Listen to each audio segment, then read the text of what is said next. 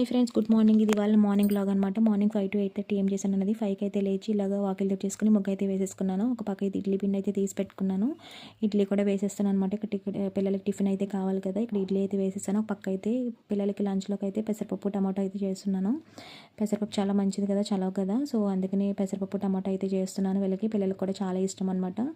So ఇదైతే ఒక పక్క పెట్టేసుకొని ఇది కూడా 15 minutes అయితే నానబెట్టుకుంటున్నాను. ఇక్కడ ఒక పక్క అయితే పిల్లల టిఫిన్లోకి అయితే చట్నీ అయితే చేస్తున్నాను.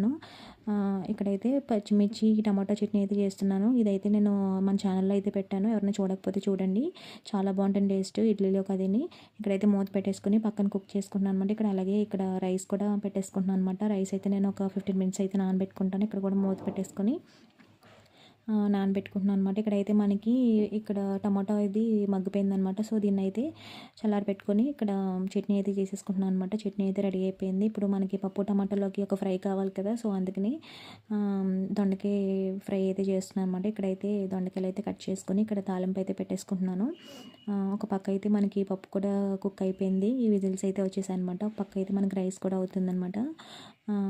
ఇక్కడైతే నేను తాలింపు అయితే వేస్తున్నాను, దొండకాయ ఫ్రై. ఇక్కడ కట్ చేసిన దొండకాయలు అయితే వేసేస్తున్నాను. ఒక పక్క ఇది కూడా మూత పెట్టేసుకొని ఇక్కడ కుక్ చేసుకుంటున్నాను అనమాట.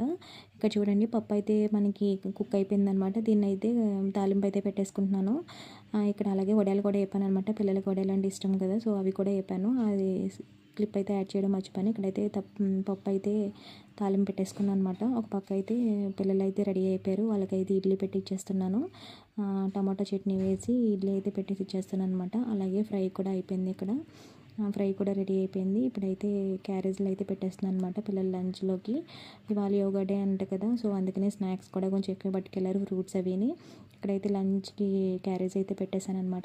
నా మార్నింగ్లోకి అయితే ఇలా అవుతుందన్నమాట. మీ ఇంట్లో కూడా ఇలాగే హడావుడిగా ఉంటుందో కామెంట్స్లో చెప్పేయండి. వీడియో నచ్చితే కనుక like, share and subscribe. Please comment.